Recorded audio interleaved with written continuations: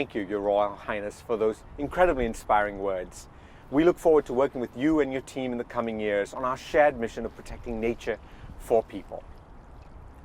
At Conservation International, our work in the field, on the ground, takes so many different forms.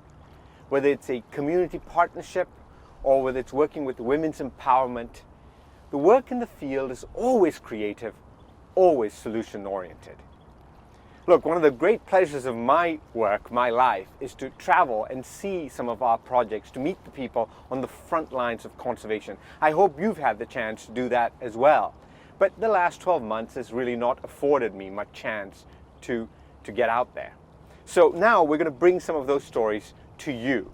We're going to go around the world and show you some of our work to meet the people on the front lines of our mission, of front lines of conservation, who are working to protect some of those most amazing places, always using creative solutions at scale to deliver resilient, long-lasting results. First up, it's a story of community-led conservation in the Brazilian Amazon, the world's largest tropical rainforest.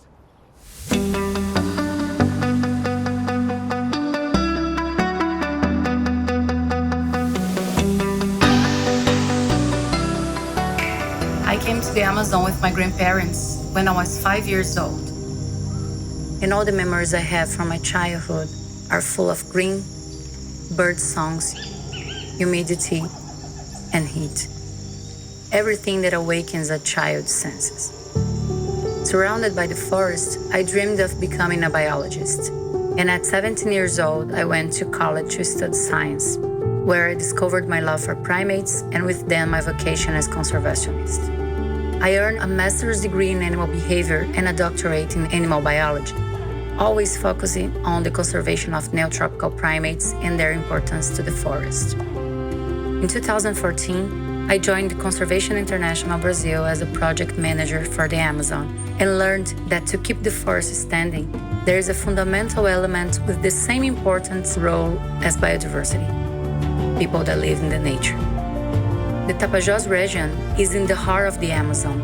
Here, the river is the size of the sea, and it's sacred for the communities that have lived here for generations. It's where they get their food and medicine, how they travel, where they take their leisure, and where they practice their culture and religion. In return, they are guardians of the forest.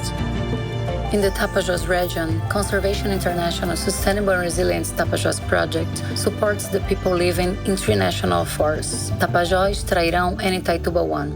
Our goal is to strengthen the supply chains of timber and non-timber products and the governance of local communities inside their own territories. But these people who have thrived in the Amazon for generations, why do they need our help? They face many threats. Illegal timber extraction destroys the forest. Even worse, illegal mining destroys the forest and puts poisonous chemicals like mercury into the river, making people here extremely sick. Their livelihoods, culture, spirituality, and health are all intimately connected to the forest and the river. The past year, COVID-19 pandemic has made life even more challenging here. Many people and many leaders have had COVID, and our health systems cannot keep up. Conservation International has supported every way we can, preparing food baskets and masks to help the communities. And there's more.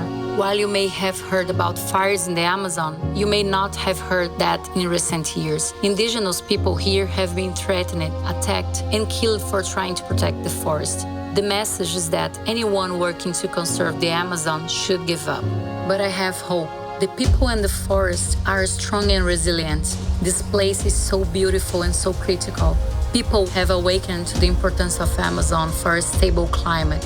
We are supporting these communities, and together we will overcome. I want to leave with you this image, that this forest is made up of life, plants, animals, fungi, but especially people. There is no way to think about conserving the forest if we don't put people at the center of this discussion. I am so proud of the work that I do for people in nature. This is my purpose of life and is what I love to do.